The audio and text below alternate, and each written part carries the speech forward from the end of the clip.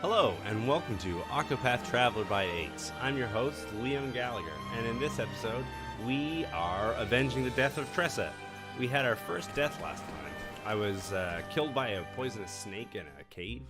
I guess I underestimated the power of cave snakes, which is not, it's not an unreasonable thing to do. Last time we made the moral choice by not slitting the throats of all the sleeping pirates, which I think is a tradition we're going to continue here. So as we discussed before, as it is with these types of games, when you have to go and do it again because you died, oftentimes the second time is way faster. I think there's some games that even are built around that as like a gameplay mechanic, where you are on your first playthrough, you're going to be learning all about the environment, and you're going to be learning all about the enemies and how developing strategies to beat them, and you're going to use a lot of your supplies and a lot of your materials, your ammo or whatever, your items, in order to overcome the challenge, and you eventually do lose. But then the second time, you have the benefit of everything that you learned in the first playthrough. And then it's just a cakewalk. You just glide your way through. Here I go! Here I go! So I'm expecting this to be like that.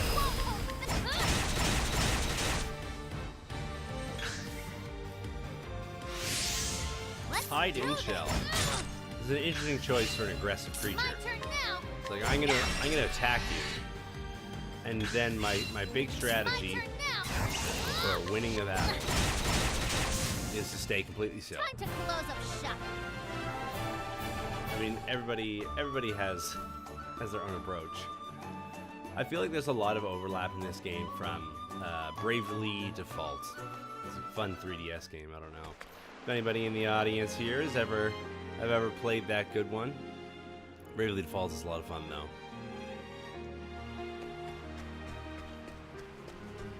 Bravely Default also had well, I mean, the way that they called it in that game was you could either select Brave or Default. If you selected Brave, you got extra attacks per round, but then you went into like action point deficit, and you had to pay them back in future turns. Open for business. So you could like jump the RPG turn order to attack more times right away, but then as a result, you would have to wait it out. And so there was this balancing act between whether or not, say you could set your entire team to Brave and kill the monster in that one round. But then if, for whatever reason, you came up like 40 hit points short, you would be in trouble, because then your party would just like stand there for 3 rounds while they get pummeled. I guess I could have done the thing. Oh well. I was too busy talking about the good old games. The Bravely Default was a lot of fun. It definitely had some Bravely Default. Oh, job points. You can now learn new skills. That sounds like me. I'm always learning new skills. I can select skills, then learn skills, and then I can acquire new skills there. Alright, well, sounds good. That didn't happen in my last cave experience. I wonder if any of the XP holds over. Learn skills. In any order I choose, you will need increasingly more job points to learn skills, so choose wisely. Alright, Tressa, rest, cost, 0 SP. Restore one's own HP and SP and cure status ailments. Sounds really good. Trade Tempest, deal wind damage to all foes, not so worried about that. Donate BP, grant 1 BP to an ally, don't have any of those. Dodge a single physical attack with 100% success rate. That's good. Pay money to summon hired help to the battlefield. That's funny. Support learned after unlocking 4. I think rest sounds pretty reasonable. I guess that happens during her own turn. That would have helped me with being poisoned by that mean snake. So we're gonna go with that. We're gonna start there. I don't know when or if we're gonna get other allies. I imagine we're gonna get 7 of them. But when that time comes, we'll maybe have people who can heal Tressa. But since she's on her own for now, I think rest is the call. So I guess you can only use skills in battle is what I'm seeing here. Unless you can use it from the status menu. It seems to be you can only use skills from in battle. Open for business.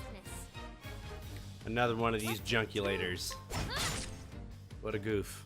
This guy's hiding in his shell. Do this. So let's see if I can use my merchant skills. Rest. See what happens. Time for a break. That's cool. It's good that it also gives SP, right?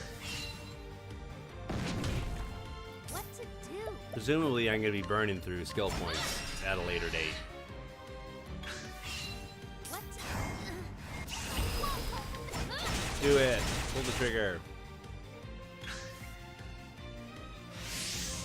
Here I go.